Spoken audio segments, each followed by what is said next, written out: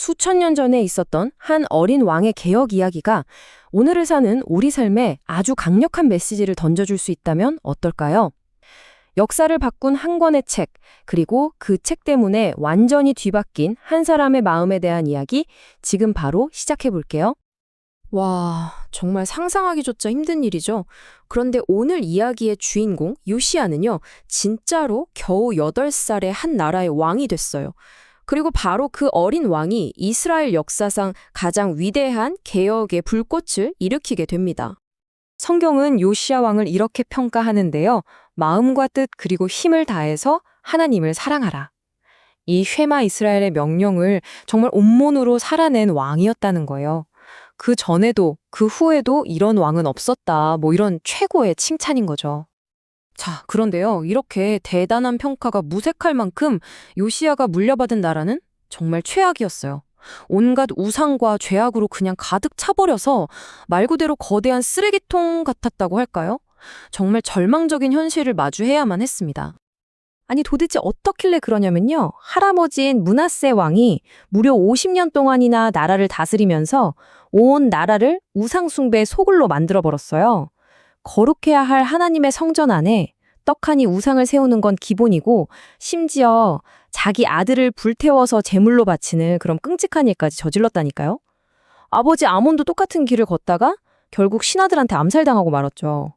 바로 이런 정말 말도 안 되는 폐허 속에서 8살 요시야가 왕이 된 겁니다. 근데 이게 그냥 옛날 이야기가 아닌 게 놀랍게도 이 요시야 시대의 모습이 오늘 우리들의 마음 상태를 딱 비춰주는 거울 같다는 거예요. 하나님 대신 다른 걸 삶의 중심에 두고 결국 나 자신을 위해서만 살아가는 모습. 온갖 잡다한 것들로 막 어지럽혀져서 원래의 목적을 잃어버린 우리 마음 말이에요. 성경은 이걸 바로 죄의 문제라고 콕 집어서 이야기합니다. 여기서 말하는 죄는요, 우리가 생각하는 것처럼 단순히 나쁜 행동을 했다, 안 했다, 이런 차원이 아니에요. 훨씬 더 근본적인 건데요. 마땅히 해야 할 좋은 일은 안 하고 하나님과의 관계가 완전히 끊어져 버린 그 상태 자체를 말하는 겁니다. 이건 우리 힘으로는 절대로 해결할 수 없는 아주 깊은 문제인 거죠. 자, 이렇게 우리 스스로는 도저히 해결할 수 없는 이 죄의 문제, 여기에 대해서 하나님께서 단 하나의 완벽한 해결책을 주셨습니다. 그게 바로 예수 그리스도예요.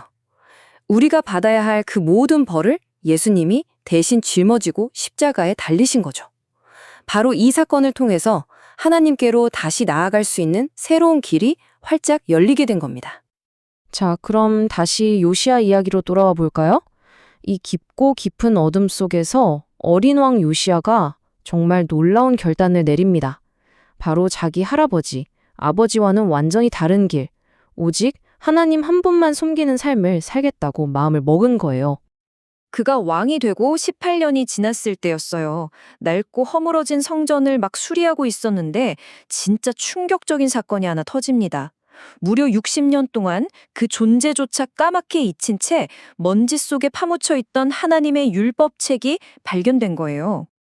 여러분, 이게 그냥 오래된 문서 하나 찾아낸 그런 수준이 아니었어요. 이건 한 나라의 정체성이자 삶의 기준 그 자체였던 살아있는 하나님의 말씀이 그 기나긴 침묵을 깨고 다시 세상에 빛을 드러내는 정말 역사적인 순간이었습니다. 친하가 읽어주는 율법의 말씀을 딱 듣는데 요시야 왕이 그 자리에서 자기 옷을 쫙 찢어버립니다. 이게 뭐냐면 내 마음이 찢어지는 것 같다는 그런 극심한 고통과 회개의 표현이었던 거죠. 말씀이라는 거울 앞에 딱 서보니까 자기 자신과 백성들이 하나님한테서 얼마나 멀리 떠나 있었는지를 정말 뼈저리게 깨달은 거예요. 자, 이렇게 잊혔던 말씀이 발견되고 그 말씀이 한 사람의 마음을 완전히 바꿔놔서 개혁의 출발점이 된 이 놀라운 이야기, 이거 어디서 많이 들어본 것 같지 않으세요? 맞아요. 이건 인류 역사의 또 다른 거대한 전환점, 바로 종교개혁을 떠올리게 합니다. 종교개혁이 일어나기 전 중세 유럽은요, 하나님의 말씀이 라틴어라는 언어의 감옥에 갇혀버린 시대였어요. 오직 사제들만 성경을 읽고 해석할 수 있었죠.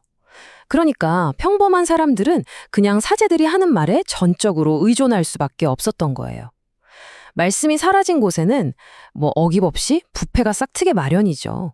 심지어 돈으로 구원을 살 수 있다는 면죄부까지 팔고 있었으니까요. 이 타임라인을 한번 보세요. 뭔가 역사의 패턴 같은 게 보이지 않나요? 요시야 시대에 말씀이 그냥 잊혀졌던 상황, 그리고 종교개혁 시대에 말씀이 소수의 특권층에게 갇혀버렸던 상황. 신기하게도 두 시대 모두 바로 이 말씀의 회복이 개혁의 불씨가 되었다는 공통점이 있는 겁니다. 네, 바로 이겁니다. 종교개혁자들이 정말 목숨을 걸고 이뤄낸 가장 위대한 일이 뭐였을까요? 바로 이거예요. 왕이나 사제 같은 특별한 사람들만이 아니라 가장 평범한 농부, 글도 잘 모르는 하녀까지도 자기네들 말로 하나님의 말씀을 직접 읽을 수 있게 한 것, 그리고 그 말씀을 삶과 신앙의 유일한 기준으로 삼게 만든 것, 이게 바로 종교개혁의 핵심이었던 겁니다.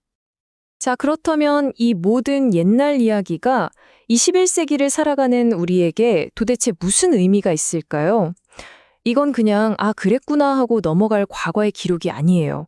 오늘 우리에게 던지는 아주 생생한 도전입니다. 정말 아이러니하지 않나요? 생각해보세요.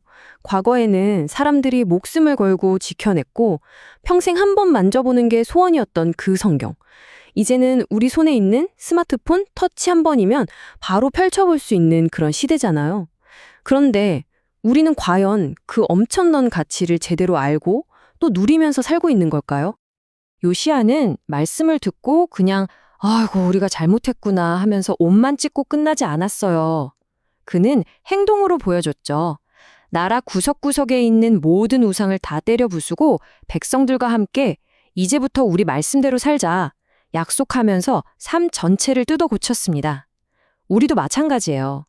하나님의 말씀이 내 삶의 모든 영역, 내 생각, 내 말, 내 행동 하나하나를 비추고 변화시키는 진짜 개혁의 기준이 되게 해야 합니다. 그럼 내 삶에서 이 개혁을 어떻게 시작할 수 있을까요? 방법은 아주 명확해요. 첫째, 더 이상 다른 사람의 말만 듣지 마세요. 내 눈으로 직접 성경을 읽고 내 귀로 직접 들으세요. 둘째, 그 말씀의 진짜 의미가 뭘까 깊이 생각하고 이걸 하나님의 진리로 믿는 겁니다. 그리고 마지막으로 가장 중요한 건데요. 그 말씀에 순종해서 내 삶을 적극적으로 날마다 새롭게 바꿔나가는 거예요. 요시야의 마음을 송두리째 뒤흔들고 중세의 그 캄캄한 어둠을 밝혔던 말씀의 능력은 오늘날에도 똑같이 살아있습니다. 그 위대한 개혁의 메아리가 오늘 바로 여러분의 마음에서부터 새롭게 울려 퍼지기를 진심으로 바랍니다. 구독과 좋아요, 댓글은 저희가 다음 영상을 만드는데 정말 큰 격려가 됩니다.